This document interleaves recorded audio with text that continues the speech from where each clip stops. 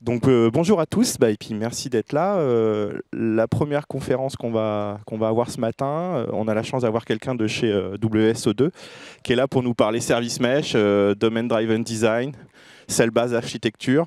Donc je vous présente Raouf Adjer. Raouf, merci de faire cette présentation et puis je te laisse la parole.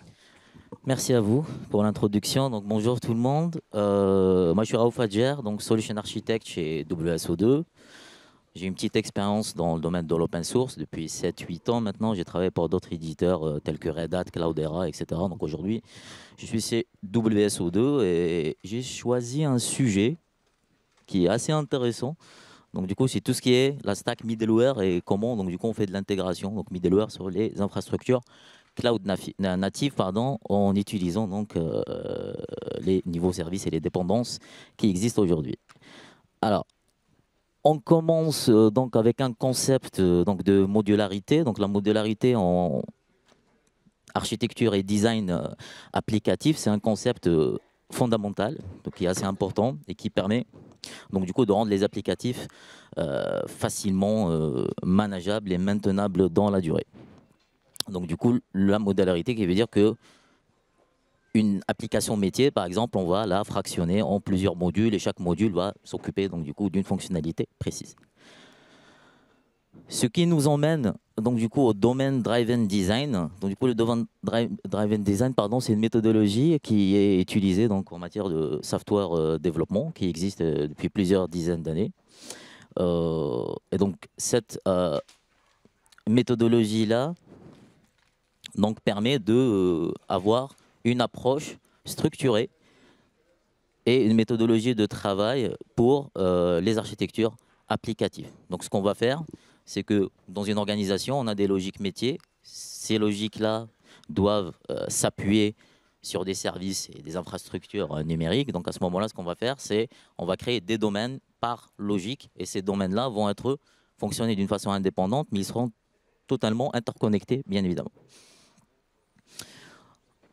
Et donc, avec l'avènement de tout ce qui est cloud, quand on parle de cloud ici, on ne parle pas que du cloud public, mais on parle aussi du cloud privé. C'est-à-dire qu'aujourd'hui, si vous avez basiquement un Kubernetes chez vous à la maison, enfin, je veux dire on-premise dans votre infrastructure interne, donc ça veut dire que vous êtes déjà dans le cloud, bien que ce soit sur votre infrastructure privée. Donc, ça veut dire les migrations de ce pattern-là sur les infrastructures cloud, ben, en vrai, il y a beaucoup de difficultés là-dessus. Donc, on a commencé dans un premier temps, les pratiques, c'était vraiment ce fractionnement par microservices où on avait des logiques en matière de PM, de project management assez simples. Ça veut dire on va analyser un domaine donné, donc on sait c'est quoi c'est le domaine. Par la suite, donc on va rajouter des contextes, donc on va contextualiser ce domaine-là, et puis on identifie tous les services numériques d'un système d'information qui vont matcher donc avec ces contextes-là. Et on passe donc en deuxième phase où on va implémenter le connecter sur des pratiques classiques, sur des microservices, sur des VM avec des networks classiques, etc. Donc l'architecture et le déploiement des domaines driven design donc, est totalement itératif et adaptatif. Donc quand on dit itératif et adaptatif, ça veut dire que nous, on a essayé d'adapter cela. C'est-à-dire que quand je dis nous, donc voilà, les gens qui travaillent dans ce domaine-là, donc c'est pour adapter le DDD sur les infrastructures cloud, les nouvelles infrastructures et plateformes cloud, il y a plusieurs donc, difficultés et challenges à remonter. Donc aujourd'hui, on ne travaille plus les mêmes méthodologies qu'avant déjà. C'est-à-dire qu'avant, on avait ce qu'on appelle des organisations en cascade. Aujourd'hui, on a des approches un peu plus agile, on va dire, avec tous les outils et les bonnes pratiques et les cultures des différentes organisations qui vont avec. Et puis donc, aujourd'hui aussi, ça veut dire que quand on déploie ces domaines-là, en matière aussi certaines fonctionnalités comme la scalabilité est censée être, par exemple, automatisée, que ce soit de la scalabilité ou du coup in scale, pardon, ça veut dire scalabilité que ce soit à la hausse ou à la baisse. Et aussi donc en matière, plusieurs choses hein, qui rentrent en considération aussi, en matière de sécurité, par exemple. Là, on était sur des approches de sécurité qu'on dit par périmètre, par domaine. Donc aujourd'hui, on arrive sur des problématiques beaucoup plus complexes où on a des nouvelles pratiques de sécurité Quand on parle, je ne sais pas si vous êtes familier avec ce qu'on appelle le Shift in Left Security, le Zero Trust, etc. Donc ça, c'est des choses qui sont arrivées avec donc, les plateformes et les infrastructures cloud. En réalité, on est rentré dans une phase où on est quasiment en rupture technologique. Ça veut dire que tout ce qu'on savait faire avant a changé avec l'avènement de cloud. On a commencé à avoir des systèmes d'exploitation qui sont distribués. C'est-à-dire que Kubernetes, en réalité, c'est un Linux. C'est juste un Linux distribué, donc il faut s'y adapter.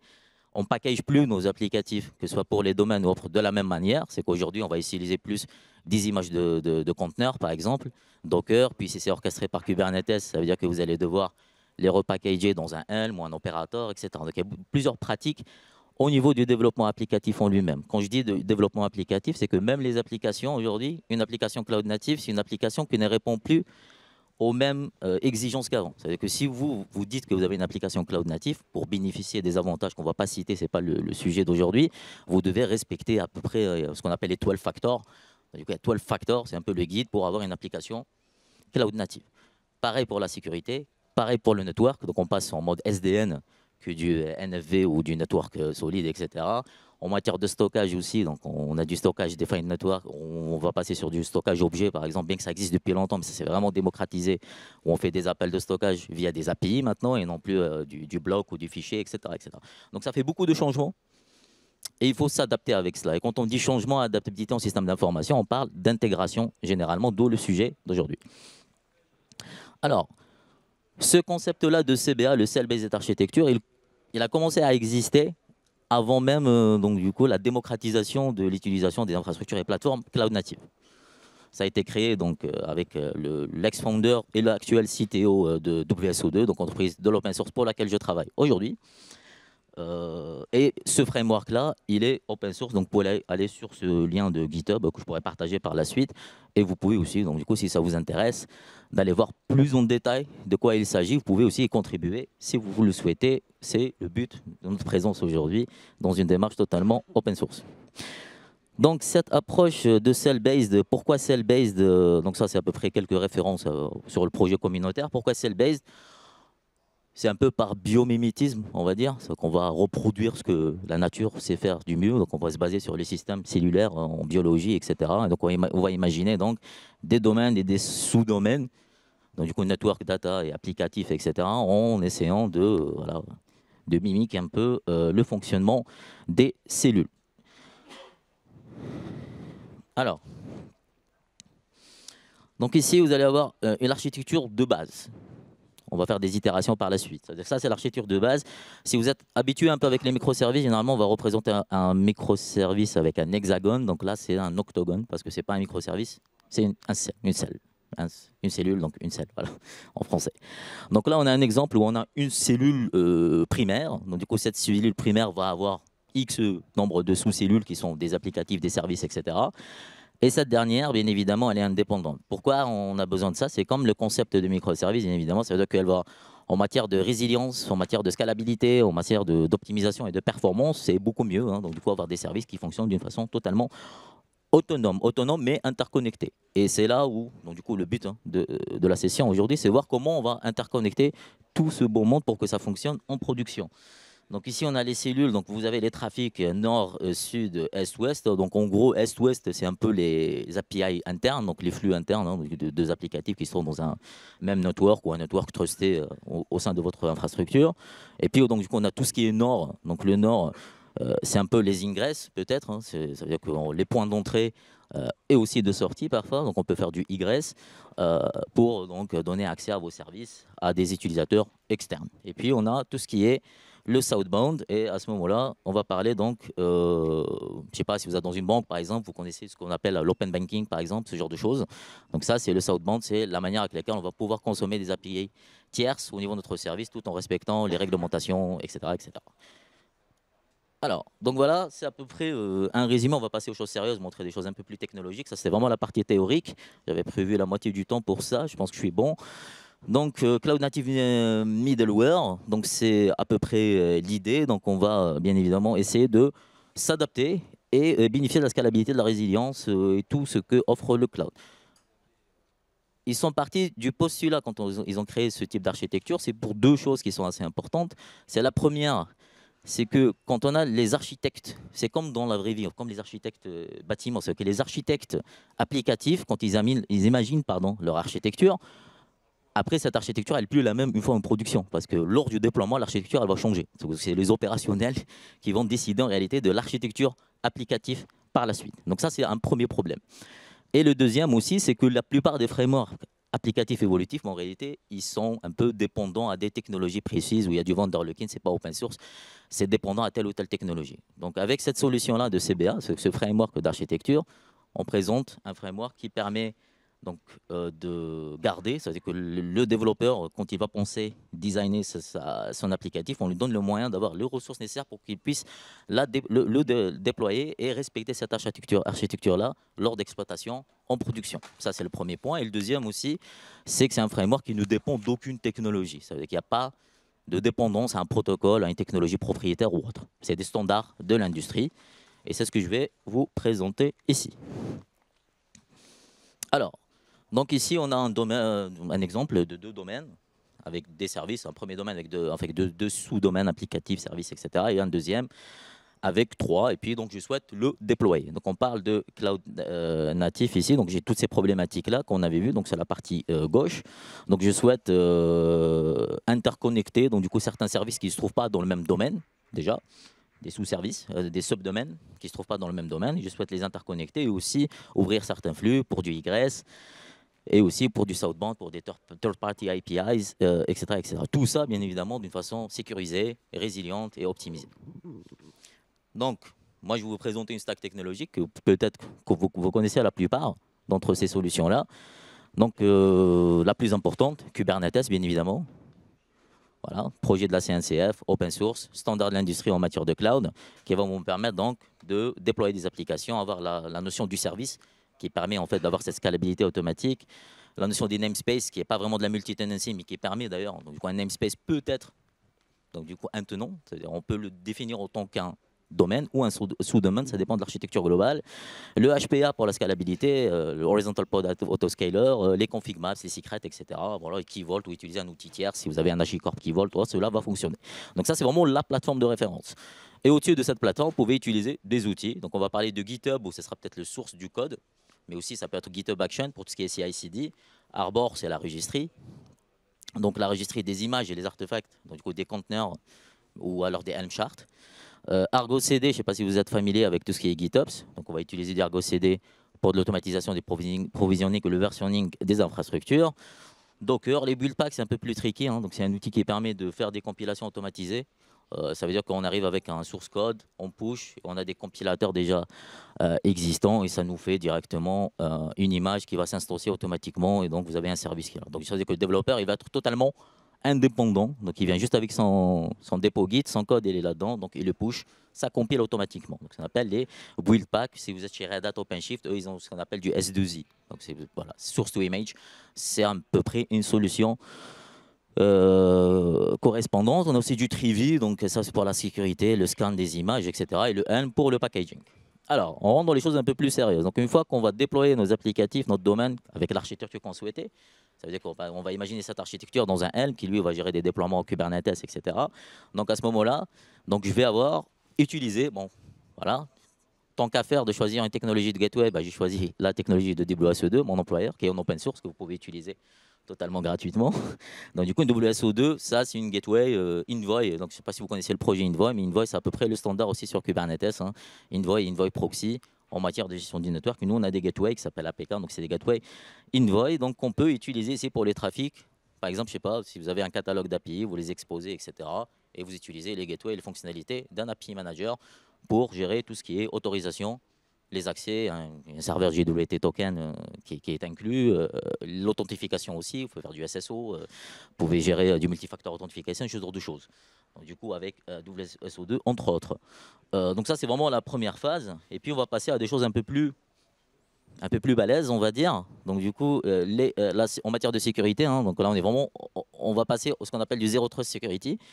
En matière de Zero Trust Security, donc on va utiliser, dans cet exemple-là, on va passer, je ne sais pas si vous êtes familier avec les technologies de CNI, donc c'est ce qu'on appelle les Container Native Interface. Donc c'est à peu près la technologie du SDN sur l'encapsulation du network dans votre Kubernetes que vous allez utiliser.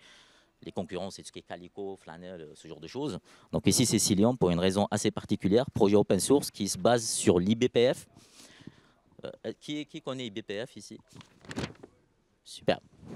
Voilà, donc du coup, Extended Berkeley Package Filter, qui est un projet super sympa qui permet donc de appliquer des filtres de sécurité, de IPsec, etc. C'est la partie WireGuard d'ailleurs ici, au niveau du kernel Linux directement. Ça, vous n'avez pas besoin d'un tunnel ou d'un outil tierce pour faire cela. Donc vous allez appliquer du IPsec au plus niveau du système pour une sécurité renforcée. Alors toujours Cilium, IBPF, donc on passe à la couche layer 4+, donc 3-4, donc on est dans du Kubernetes, donc tout ce qui est sécurité des accès.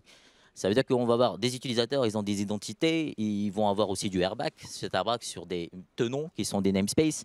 Et là, on va dire qui peut faire quoi et pourquoi. Donc ces règles-là, avant on faisait du IP table peut-être, ou du firewall CMD, etc. Ben là, on va utiliser donc ce qu'on appelle des network policy, technologie qui est commune à plusieurs CNI dans Kubernetes. Donc voilà, c'est déclaratif et on peut donc utiliser les network policy pour la gestion déclarative des différents accès, des différents donc du coup modules. Donc là, l'agrégation de log classique, c'est pas du ELK, mais c'est du allez, on va mettre FluentBit à la place de Logstash, parce qu'on est sur du Kubernetes, sur du OpenSearch ou Elastic, etc. Et puis, donc, du coup, encore une fois, en matière d'observabilité et gestion des métriques, il y a Prometheus, bien évidemment, c'est natif, mais par contre, quand vous avez du IBPF, donc vous allez avoir encore des métriques beaucoup plus fins et beaucoup plus proches du système que vous pouvez récupérer. Il y a un projet qui s'appelle Hubble, qui est super sympa, que vous pouvez donc du coup utiliser pour agréger d'ailleurs, hein, du coup, que ce soit les métriques Prometheus ou Hubble. C'est très important. Ça veut dire que ça, on couvre pratiquement tous les aspects donc, du coup, de notre plateforme avec toutes ces technologies. Tout ce que vous voyez ici, c'est open source. C'est-à-dire que vous pouvez le déployer sans support, sans payer, ni rien du tout. Il faut avoir certains niveaux et des connaissances techniques, mais ça vous fait une infrastructure ultra résiliente. Bien évidemment, vous pouvez la dupliquer, avoir des pré-prod, des prod, etc., sans aucun problème. Et la dernière partie, assez importante aussi, donc du coup, tout ce qui est en matière, donc on a parlé d'Istio. Bon, ce ne sera pas Istio ici, moi je ne suis pas très fan d'Istio.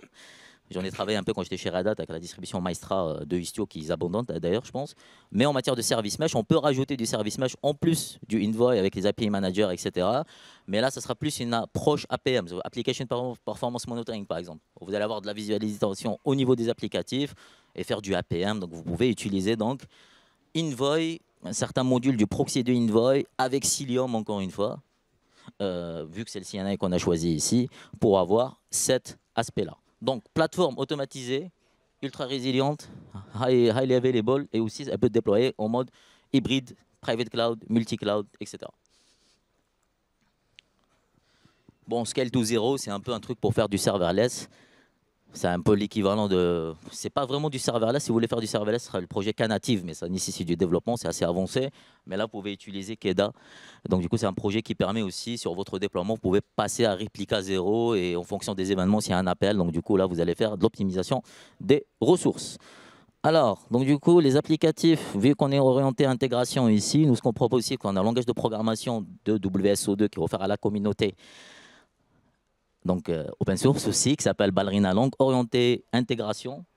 C'est le seul langage d'ailleurs qui a vraiment été pensé. Langage d'intégration, cloud native orienté, intégration, projet communautaire. Si vous souhaitez vous renseigner, vous allez voir, il y a des choses super sympas, surtout si vous êtes dans le domaine healthcare et aussi BS, finance et assurance, etc. Parce qu'il y a des choses qui sont assez intéressantes out of the box. Alors, tout ce que je vous ai montré ici, c'est pas que de la théorie. Ça veut dire que nous, il y a 3 projets qui ont été faits comme ça. Un de AWS d'ailleurs. Donc si vous mettez CBA, donc Cell Based Architecture, donc AWS, ils ont utilisé ça pour gérer à peu près leur SaaS, pour faire de la multi-tenancy sur du EBS, etc. Il y a aussi Booking.com qui a commencé à utiliser ça. Et nous, chez WSO2, et d'ailleurs, je pense que c'est la première fois qu'on va le dire en public, bon, j'ai ce privilège-là, c'est que ça, c'est une offre SaaS que nous offrons.